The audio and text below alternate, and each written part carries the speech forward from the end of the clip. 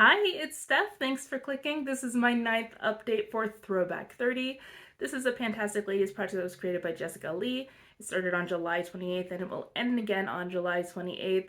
This project is comprised of other Fantastic Ladies projects. So there were 30 other projects that got voted into this project, and I did bring all 30 of them into my intro. I had 11 left as of my last update, and my goal was to use all of them for this time, and I have managed to do that. So we're going to go through the 11 items that were remaining since the last update and see how well I've done. The first project was 4 Seasons. That is a project that you refresh several times a year with the season. So you would use a group of items that you associate with a season and then refresh it for the next one. I had randomized the season and I got spring. So I picked an item that I would use in the spring. This was the La Roche-Posay 50 Face Tinted Mineral Anthelios Light Fluid Sunscreen. That is a mouthful of a name. I used it as a tinted moisturizer because the SPF in this was actually expired, so I couldn't trust it to protect my face. I had one use on it, though it had been a long time since I'd used it in this project. I got 11 more uses and it's gone. So this is now done. It was really illuminating, which I wasn't really expecting, but it looked nice, and I'm now glad that this is one more empty. Next is 50 Shades of Green. That is for green things. My green thing is this Nature Lab Tokyo Perfect Repair Shampoo. You can see down there's a little bit in the bottom and it is green. My goal was to finish this. I've used a total of 62 times in this project and the pump is no longer working. Usually I would dump this upside down and make sure I got every last bit of product out of here, except I have a refill. So I'm just going to put more of the same product on top of it. So fighting with the bottle doesn't really make any sense. So I'm going to be calling this an empty for this project. It was a decent shampoo. It wasn't great. It wasn't bad. It was the shampoo that I used when I wasn't doing anything else with my hair other than cleaning it. But I am glad that this is now finished. Next is 50 Shades of Pink, which is for pink things. I picked an eyeshadow. This is a Coastal Scents sample duo, except there's only one thing left in here, and it is a matte pink shade. My goal is to finish this. Last time I had 26 uses on it. I used it 5 more times for a total of 31. There's not much left in there. I do think I can finish this in the project. I usually use it to blend out the edges of my eyeshadow. It's close enough to my skin color that that works just fine. And it performs okay. It's not great, it's not bad, so I really don't mind. I am really excited to potentially finish this because this would actually count as a finished palette in my inventory, so that would be great, and I'm really excited that that's going to be happening in the next month or two. The next project is 7 Deadly Pans, which we haven't talked about since the intro, but that is based on the 7 Deadly Sins. I randomized a sin and I got envy. Envy is associated with green, and you've got the expression green with envy. I picked this Exa High Fidelity Color Corrector in the shade green. It is a green concealer. My goal is to use it 30 times, and so far I've used it 3 times. So it's a start. It's not very impressive. I need to really pick up the pace if I want to get the rest of my uses on this. And I think that's probably going to happen. I was using a toner in a different project that helped keep the redness out of my face, so I didn't need this while I was using that. But partially with the season change and partially because I finished that toner, I am getting a bit more redness in my cheeks where I don't really want it. So I am going to be using this a little bit more, I think. Next is Another Pan Bites the Dust, and that project has a bunch of prompts that are Queen songs. The song that I randomized is Bohemian Rhapsody, and that is a product that takes a long time to finish because the song takes a long time to finish. On kind of a sidebar, there is an interlude in that song that's like the operatic section where there's a bunch of nonsense words together and it doesn't make any sense at all. One of those words is scaramouche, which I encountered in a book recently, and evidently what that actually is like a sad French clown. So I didn't know that was a real word, but it is, and I learned that. Anyway, my thing that takes me a long time to finish is eye primer. This is the NYX Glitter Primer. I've used it 11 times in the last month. There's still an air bubble in here. I still can't really tell how much is in here, but I don't know if I'm going to finish it or not. We're going to see how many more times I use it at least. The next project is Beauty A to Z, and we haven't talked about this since the intro either. And in this project, you take every letter of the alphabet and you put an item to go with it. I just randomized a letter and I got Q, which was kind of hard. What I went with is this Petty in a Box from Boesch in the scent Lemon Quench. Quench is the Q. This was a single-use item and it is gone. So there were salts in here, a sugar scrub, a mud mask, and then a massage butter. So I did use all of those. I do have a foot bath that's heated and bubbles, and so that's what I put the salts into. And I did use the rest of it. It was nice. It wasn't that lemony, and so I was a little bit disappointed because I hoped there'd be more fragrance in it, especially in the massage butter. But no, it didn't really leave a scent on my skin, but It's gone now. The next project was Child of the 80s, which is themed around the 80s. I randomized one of the 80 prompts and I got mullet, which is your favorite hair product or a favorite hair product. I had used one of these samples before, so I knew that I really liked it. It's the Way Detox shampoo. My goal is to finish this one out size, which takes longer than you would think because it is very potent. You wouldn't use it all of the time and you don't need much of it. There's where I'm at right now. I used it twice in the last month.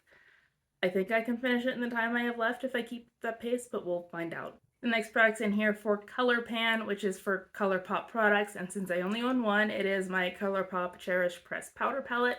My goal is to use the palette 30 times. It doesn't have to be every shade, and at the last update I had 22 of those uses. I have used it 7 more times for 29. So I still have 1 use to go. It is still in here.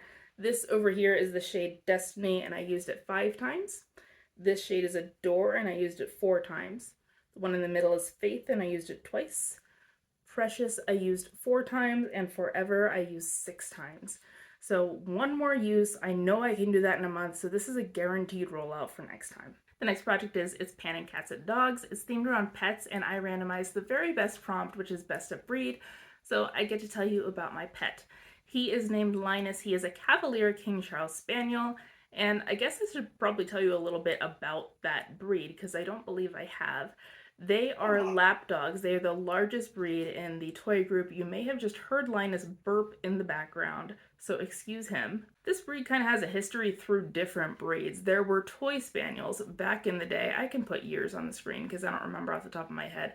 But they were bred down from hunting spaniels because the wealthy nobility of England at the time knew that there was money in that. People loved these spaniels and they kind of wished that they could be lap-sized and sit in their lap. So since it would be lucrative, they bred them smaller using selective breeding, and they did create a smaller spaniel. One of their jobs was to sleep with their wealthy masters because the fleas would bite the dog and not the humans. They also never really bred the instinct to chase out of them. Chasing around the palace rats was kind of a bonus, so they do still have an instinct to chase and hunt. King Charles II was particularly attached to this breed. He was with them all the time. He owned several during his lifetime. They were included in a lot of his portraits, which will become important later in the story. I can put another approximate year reference on the screen, but sometime after King Charles II, pugs started becoming popular in Europe. Pugs started becoming bred into other breeds. That's how we ended up with French Bulldogs. They are not, in fact, French. They are English breeds with pug in them. And the same happened to the King Charles Spaniels. They had at this point been named after King Charles II since he had been so attached to them, but they did end up a little bit smaller and they had a bit of a squishy face. And so those are the King Charles Spaniels. Fast forward to another year, and I'll put a date on the screen, people started looking at these portraits of King Charles II with his dogs and going, why can't I get a dog that looked like that? Because the King Charles Spaniels don't actually look like the dogs in the paintings anymore. Since once again there was money to be had, they started trying to breed the pug features back out. And the result is the Cavalier King Charles Spaniel, which is considered a different breed from the King Charles Spaniel, even though they are very similar to one another. The Cavalier King Charles Spaniel was so named because King Charles II had been known as the Cavalier King. He was not remembered as a good king. He was kind of irresponsible, and that may have been due to mental issues because his genetic background was not very diverse. AKC, American Kennel Club, recognizes 4 colors of them. There's the Blenheim, which is like a reddish chestnut color and white. There's the tricolor, which is what Linus is, so that brownish color and black and white. There's the black and tan, and then there's the ruby, which is all that reddish brown color. So those are the 4 official type colors that are recognized.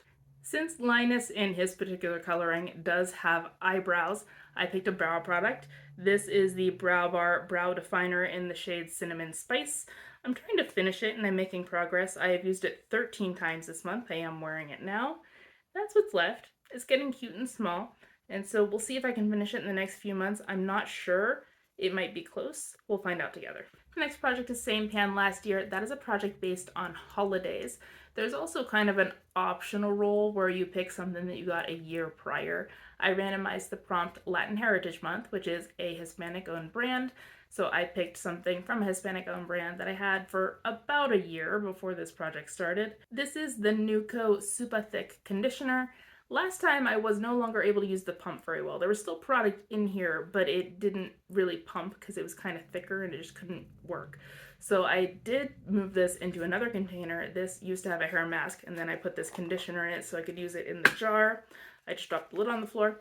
But as you can see, there's really nothing left in there. So this is now an empty, and this is a Gourmet. So I'm really thrilled about that. It was an okay conditioner. It's not really a favorite. It smelled like peppermint, which is nice, but it wasn't really the right packaging for something that thick. And performance-wise, it was just mediocre. So I've had conditioners that I like better. I probably wouldn't repurchase it. And last is That's So 2000s. It's a project based on the knots.